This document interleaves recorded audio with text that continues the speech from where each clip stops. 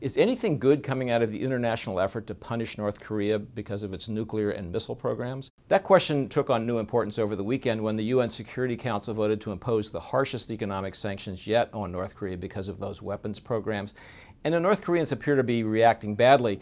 They said essentially, we're not going to change our nuclear and missile programs. We're not going to put them on the table for discussion. And they made it clear the only reason they want nuclear weapons is to target the U.S.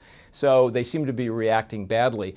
But beneath the surface, there are some other things going on here. This is a more subtle game than it may seem. First of all, on the positive side, both China and Russia, the two most important patrons to the North Koreans, voted for those new UN Security Council economic sanctions. So that's an important signal to the North Koreans that they're running out of supporters.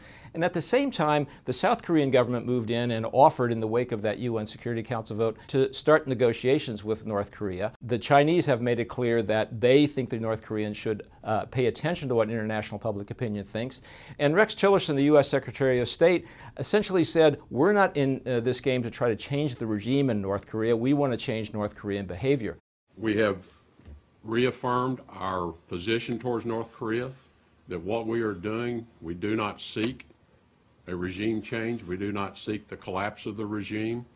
We do not seek an accelerated reunification of the peninsula. We do not seek an excuse to send our military north of the 38th parallel.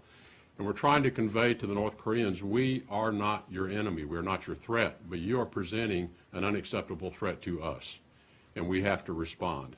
So you put all those signals together, and you get the sense that the game here is really to shock the North Koreans and to then open the door so they can walk through to useful diplomatic efforts to try to change their weapons programs. Will the North Koreans walk through that door? Well, history suggests chances aren't great. But still, that's the game that appears to be underway here, and it'll take a few weeks, if not a few months, to determine whether diplomacy really does still have a chance.